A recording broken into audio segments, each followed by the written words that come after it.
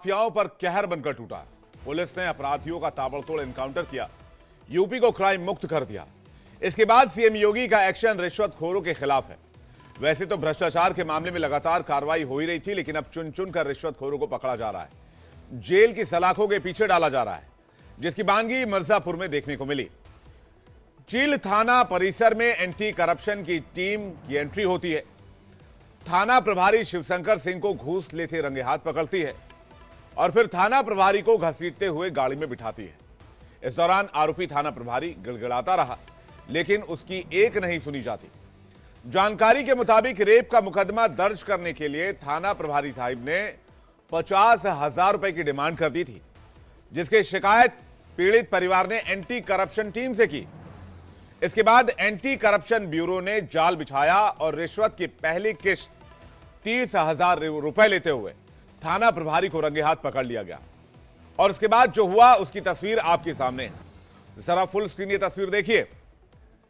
इस तस्वीर के सामने आने के बाद रिश्वतखोरों में हड़कंप मचा हुआ है।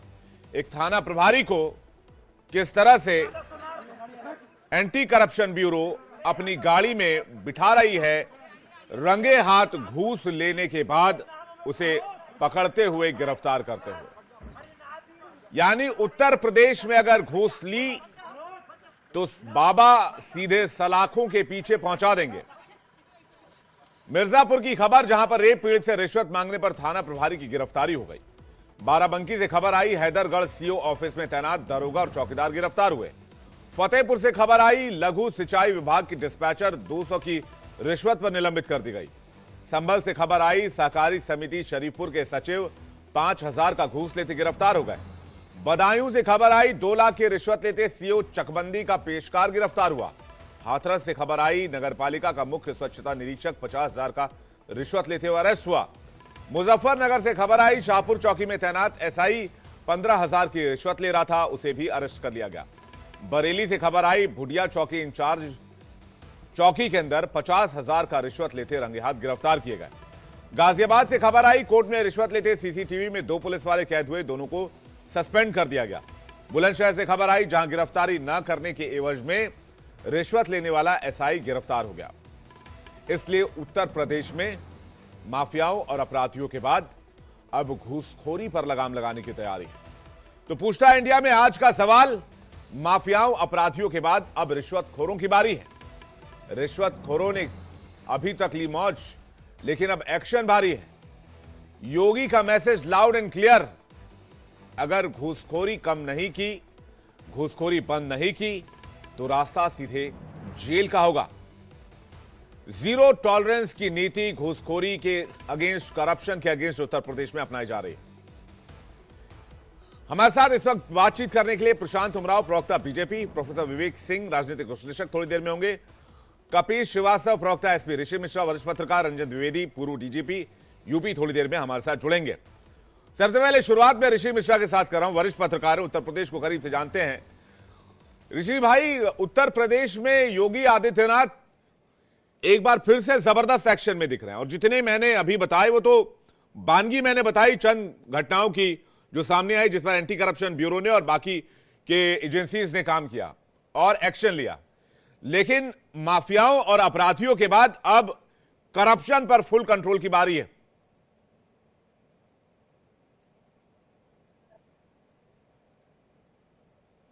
ऋषि मिश्रा जी,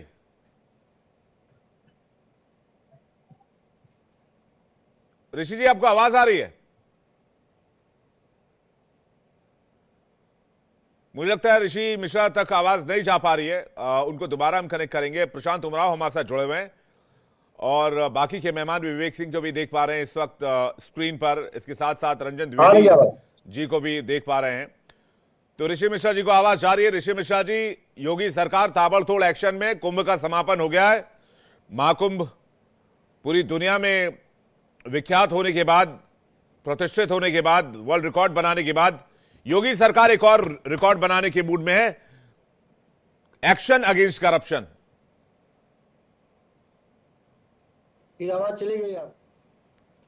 मैं प्रशांत उमराव जी से ले रहा हूं। प्रशांत उमराव जी, क्या स्पेशल स्ट्रेटजी तैयार की जा रही है उत्तर प्रदेश में अब करप्शन के अगेंस्ट या घूसखोरों के अगेंस्ट?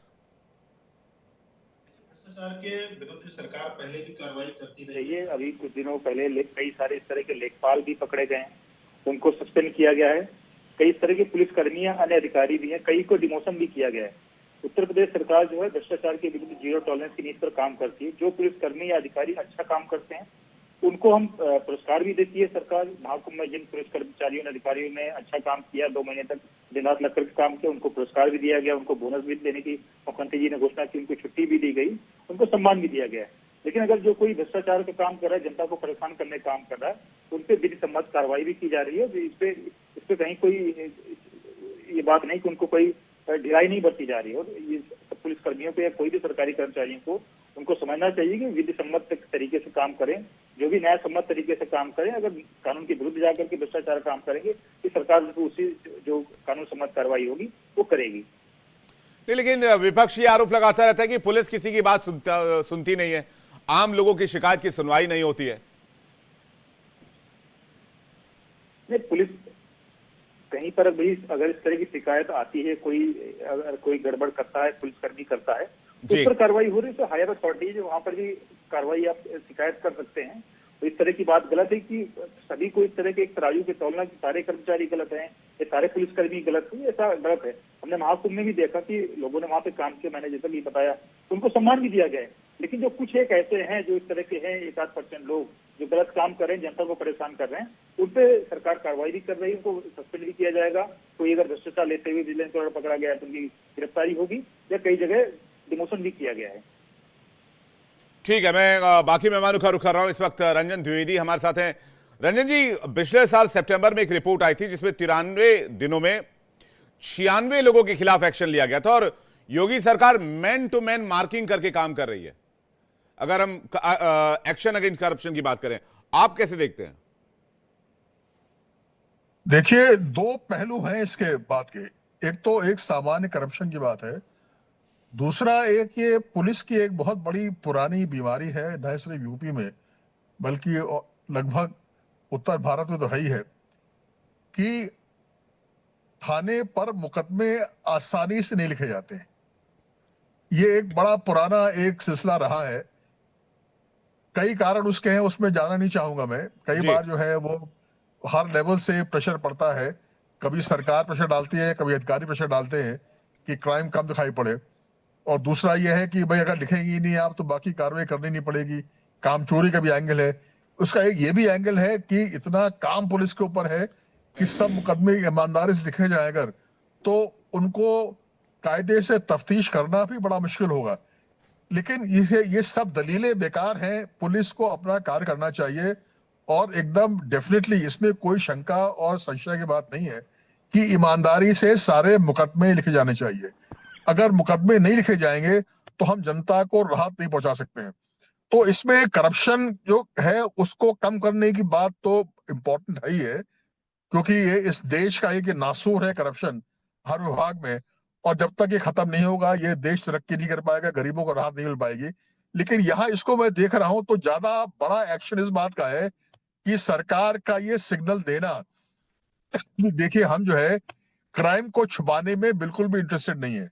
देखिए, सरकार चलती है इशारों पर, एडमिनिस्ट्रेशन चलता है सिग्नल्स के ऊपर कि आप क्या सिग्नल दे रहे हैं। आप दूर दराज में, छोटे शहरों में, गांव देहात में कोई पुलिस का आदमी होता नहीं है, सरकार का आदमी होता नहीं है, एसपी होता नहीं है, तो सिग्नल होता है। वो क्या सिग्नल है जो आप दे रहे हैं, उसको उस परिपाटी को लोग फॉलो करते हैं। तो इसका महत्व इस बात का ज्यादा है, एक सिग्नल देना कि हम क्राइम को छुपाने में बिल्कुल इंटरेस्टेड नहीं है। जो मुकदमे आते हैं उनको आप जो है ईमानदारी से लिखिए। ये एक बयान आया था पिछले साल, उसको कोट करूंगा, Rajiv Krishna ji, DG UP vigilance. उन्होंने कहा था शिकायत करिए और कार्रवाई होगी। अगर डर है शिकायत से आपका काम रुक जाएगा तो आप गलत है। भ्रष्टाचार की शिकायत के बाद भी आपका काम होगा। हमारी जिम्मेदारी केवल भ्रष्टाचारी को पकड़ने की नहीं है, जिस काम के लिए आपने शिकायत की है उससे पूरा होने तक हम इसे फॉलो करेंगे। नियम अनुसार आपकी कार्रवाई होगी, इसलिए भ्रष्टाचार को सहने की जगह उसकी शिकायत कीजिए। और इसके लिए बाकायदा एक नंबर भी जारी किया गया। तो उसके बाद प्रदेश में दनादन इस तरह के एक्शन शुरू हुए थे। मैं ऋषि मिश्रा जी का टेक चाहूंगा क्योंकि पहला सवाल उनसे लिया था, उसके बाद में समाजवादी पार्टी के प्रवक्ता हमारे साथ जुड़े हुए कपीश जी, उनके पास जाएंगे। ऋषि मिश्रा जी। देखिए विवेक जी, ऐसे ऐसे कदम का स्वागत होना चाहिए। कोई भी सरकार भ्रष्टाचार और भ्रष्टाचारियों पे कार्रवाई करती है, अपराधियों पे कार्रवाई करती है, तो निश्चित ही सरकार के इस पहल का हम सबको मिलकर स्वागत करना चाहिए। लेकिन सवाल ये उठता है कि कार्रवाई जो है समावेशी है या नहीं है। अपराधी मेरा अपराधी, तेरा अपराधी, तेरा भ्रष्टाचारी मेरा भ्रष्टाचारी, क्योंकि कई बार किसी उत्तर प्रदेश सरकार की बात नहीं है, तमाम ऐसे पॉलिटिकल पार्टी की सरकार रही है, चाहे बिहार हो, यूपी हो, या तमाम उन राज्यों में जहां ये देखा जाता है कि कुछ लोगों पे कार्रवाई तो बहुत मतलब जोरदार कार्रवाई होती है, लेकिन कुछ लोगों को बचाया भी जाता है। क्या उत्तर प्रदेश में तमाम ऐसे जो लोग हैं, आप देखिए उत्तर प्रदेश में ही देखिए, विवेक भाई आप तो तेज तर्रार पत्रकार हैं, पेपर लीक का मामला उत्तर प्रदेश में ही आपको देखने को मिला। इसी योगी सरकार के राज्य में आपने देखा कि कैसे पेपर लीक हुए हैं, या बिहार हो या तमाम ऐसे राज्य हो।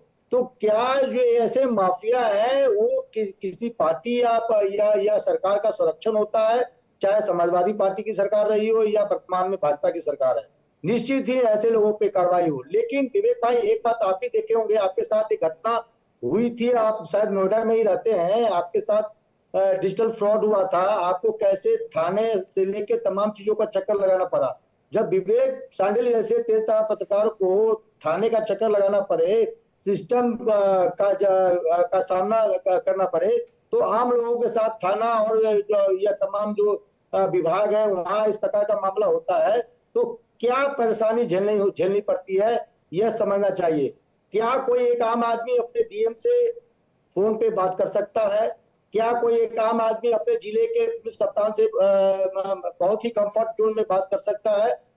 बिल्कुल नहीं। रंजन द्विवेदी जी बैठे हैं, कितने डीजीपी हैं, मैं दावे के साथ कहता हूं, चाहे बिहार हो, यूपी हो, मध्य प्रदेश हो, एक आम जनता अपने डीजीपी से बात कर सकता हो, अपने अपने शिकायतों को रख सकता हो?